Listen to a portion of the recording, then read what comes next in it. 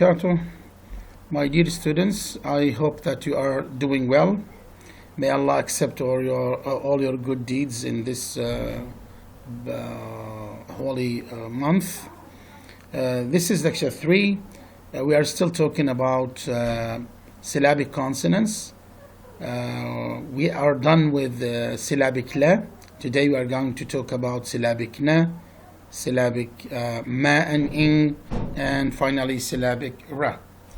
So where do we find syllabic na?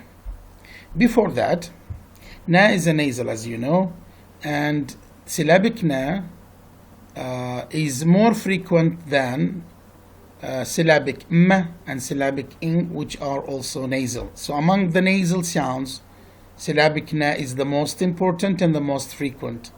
Among all syllabic consonants, the sound la is the most frequent and the most important. Okay, so when do we have syllabic na? We are going to give some explanation to the position where we can find syllabic na, and in which case it is more preferable to have it as syllabic, and in which case it's less preferable, and in which case it is equally acceptable if you make it syllabic or leave it non-syllabic. We are going to talk about all these things. So let's start with the first point. In a weak syllable with stop or fricative consonant followed by schwa na in initial position. So this is the first position, initial position. Initially, this na can be made syllabic if it is preceded by a stop or fricative sound. Otherwise, it is uncommon. It is uncommon. Okay? It is uncommon to find it in this setting. Example, the word tonight, tonight, tonight. Here we have te, which is a stop sound, followed by the schwa na. We can make the na syllabic here. We can say night, night. Though for Arab speakers or Arab learners of English, this one is somehow difficult to pronounce. I mean with the syllabic na, because in Arabic we normally do not prefer having consonants one after the other, consonants in sequence. الأصوات الساكنة المتلاحقة. We normally avoid. So if we have the chance to pronounce it with a vowel between them, definitely we are going to prefer this pronunciation, which is much easier for Iraqi learners of English in particular, and Arab learners in general. So we can say tonight, we can say tonight. This is a syllabic na. Why? Because the setting is initial position. We have a stop sound, which is the te sound. So it is possible based on the rule we have just given. Snata, we can pronounce it as snata or snata. Okay, here we have the fricative sound se, and it's possible to delete the schwa and make the na syllabic. And don't forget, this is initial position. This is initial position, as we have in these two examples. Now, what is our evaluation of making the na syllabic here? It is actually equally acceptable to keep the schwa and to delete the schwa. If we keep the schwa, don't forget, we will not have a syllabic na, but if we delete the schwa, we will have the syllabic na. So both pronunciations, tonight and night, sonata and snata, are both acceptable. So this is where this is in initial position. We have a stop or fricative sound, stop like ta, fricative like se. Both cases or both the options are acceptable and possible. Now, in medial and final positions, syllabic na is much more common. We often have or find syllabic na in final position. Example, button instead of button. Button with a schwa, button without a schwa. Here we delete the schwa and we make the na syllabic. Here, because it is very frequent and very common, it's going to be strange if a speaker keeps the schwa and don't make the na syllabic. So saying button would be strange to native speakers because they often tend to delete the schwa and make the na syllabic because it is in final position. Okay, now the third point is syllabic na is most often after alveolar plosive and fricatives. Okay, so we normally find syllabic la, this is another rule, if it is preceded by tada, which is alveolar stop, or saza, which are alveolar fricatives. So the most preferable setting for syllabic na is to be preceded by alveolar sounds like tada and saza. Let us look at this example. Here we have the word eaten, eaten, eaten. I have eaten my lunch, eaten. Okay, in this case, what do we have? We have the alveolar stop sound te followed by the schwa an. Now, as I indicated here with this arrow, this is an alveolar stop. Now the na becomes syllabic. It is very common to make it syllabic, and it would be strange if you leave it non-syllabic. Okay, so it's better to say eaten instead of saying eaten, eaten. Okay, because as I said, this is the most preferable setting for the syllabic na. Okay, now in this case, when we say eaten instead of eaten, we are going to have these two sounds one after the other, the te and the ne sound. So in this case, how are we going to pronounce this cluster of te ne? Okay, now first of all, we need to make a complete closure for te, correct? Because we have te, and te is a stop sound. So what do we need? We need to make a complete closure for the te sound. So what shall we do after that in order to pronounce the ne sound? We should keep our tongue tip in contact with the with the alveolar ridge, but we just lower the soft palate so that we let the air go out through the nose. Again, in order to pronounce the sound t in the word eaten, t, we need to make a complete contact. Where is the complete contact? It is between the tongue tip, the tip of the tongue, and the alveolar ridge. So how to pronounce the ne sound, which is a nasal sound? We keep our tongue tip in contact with the alveolar ridge, and we lower the soft palate to enable the airflow to go out through the nose. In this case, we are going to have a nasal release. A nasal release, because you know te is a stop sound. We need to have a closure and we need to have a release, correct? But in this case, because the stop sound te is followed by ne, which is a nasal sound, the release will be a nasal one. Again, we raise the tip of the tongue to be in complete contact with the alveolar ridge, and the oral cavity is blocked. At the same time, the soft palate is raised and the nasal cavity is also blocked. These two stages represent what? Represent the closure stage. After that, while the tip of the tongue or the tongue tip is still in contact with the alveolar ridge, the soft palate is lowered. Why? To let the air go out through the nose. What's going to happen here? We will have a nasal release. We will have a nasal release. Okay? So Pay attention to the pronunciation of words like eaten, button, etc. Syllabic na, this is number 4, after non-alveolar consonant is not widespread. It's not a famous one.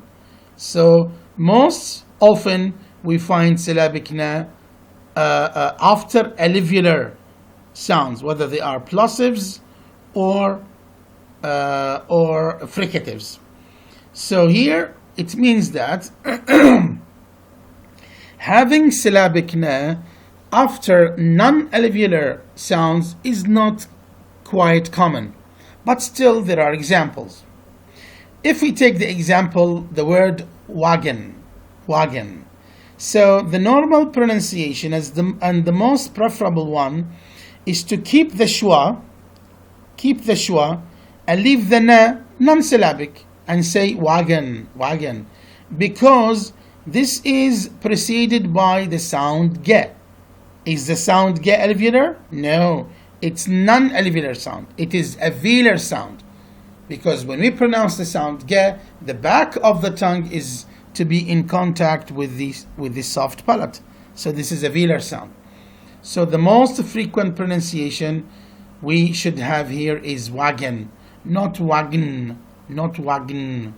Okay? Why? Because the schwa and na are preceded by ge, which is not alveolar, it is velar. Now, after bilabial consonants, making and not making na syllabic is equally acceptable. There is no big difference. If you pronounce it with schwa and you leave the na non-syllabic, nobody would say that your pronunciation is strange. If you delete the schwa and make the bilabial consonant syllabic, nobody will object and say, okay, this looks strange and awkward. No, both cases are possible and both are acceptable. You can say 50-50. 50% for making it syllabic, 50% for leaving it as it is. Let's take an example. The word ribbon. We can say ribbon like this one with a schwa and the na is non-syllabic, and we can make it ribbon. In this case, the syllabic na is present. So bilabial, ba, it is bilabial. We can make it non-syllabic. We leave the schwa. We leave it non-syllabic. If we delete the schwa, the sound na will be syllabic. Okay, this is another case. The sixth case is that after fa and va, syllabic na is more common. So whenever you have fa va and you have the schwa plus na sound, it's more common to make it syllabic. Let's say 75% of speakers will make it syllabic, while 25% of speakers will leave it non-syllabic. So words like heaven, it's possible to leave it heaven, but it is not the most frequent one. And it's possible to make it heaven, okay? 7 and 7, both are acceptable, but with deleting the schwa and making the na syllabic, it is more acceptable and more common. Okay, these are the 6 points that we should pay attention to and keep in mind when we deal with the syllabification of words that have schwa plus na. Now, syllabic ma and ing, actually these cases where we have ma and na as syllabic, they are possible in English, but they are always the result of assimilation or elision. What does that mean? It means that we do not go to the sound ma and ing and we make them syllabic directly. There should be a process that precedes the syllabification of ma and na and ing. Okay? This process is either assimilation or elision. Let's take an example. We have the word happen. Here we have the sound na. Here we have the sound na and the schwa, and here we have the bilabial sound pe. The bilabial sound pe. In this case, this is the transcription of the word happen. happen. This is the normal way to pronounce the word. But due to assimilation, idgham, it becomes hapm, hapm, hapm, hapm. Here, the na sound is changed into ma to be more alike and more similar to the preceding sound, which is pe, because you know pe is a bilabial sound and ma is also a bilabial sound. So due to assimilation, these or the ma becomes pe. After that, we will have what? We will have the deletion of the schwa, and we make the ma syllabic. It becomes hapm, hapm, hapm. Okay? So it's not happen, happen. It's happen, happen, happen. There is a process in between. There is a step in between. We don't directly change the ma into syllabic. So, happen, this is the original pronunciation. Because of assimilation, it becomes happen. We delete the schwa and make the na syllabic, and it becomes happen. Now we go to syllabic ra, which is the last sound we are going to deal with here. Syllabic ra is not possible in British English. And if I ask you why, I think that most of you know the answer, because British accent is non-rhotic, which means we do not realize the sound ra in final position, that is after the vowel, that is under the coda position in British English. That's why we don't have ra sound as syllabic, because you know all syllabic consonants, whether ra, la, ma or ing, they should be after the vowel under the coda. Okay? يعني in final position. So in British English, we don't normally speak of ra as a syllabic sound, though it is sometimes possible, as in the word particular. Okay? But in American English, we often have, or sometimes have, the ra sound as syllabic, because in American English, we always realize the sound ra under the coda. Whenever the sound ra is under the coda position, we pronounce it. Now, we have a pair of words that may cause confusion to learners and speakers because of the idea of syllabic ra. Here we have the word Hungary, or first we have the word hungry. Here we have بمعنى جائع.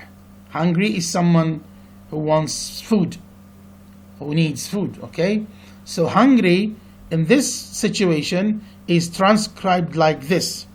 And you can see that the ra here is non-syllabic, because there isn't a schwa that has been deleted and ra is made syllabic. And we have the word Hungary.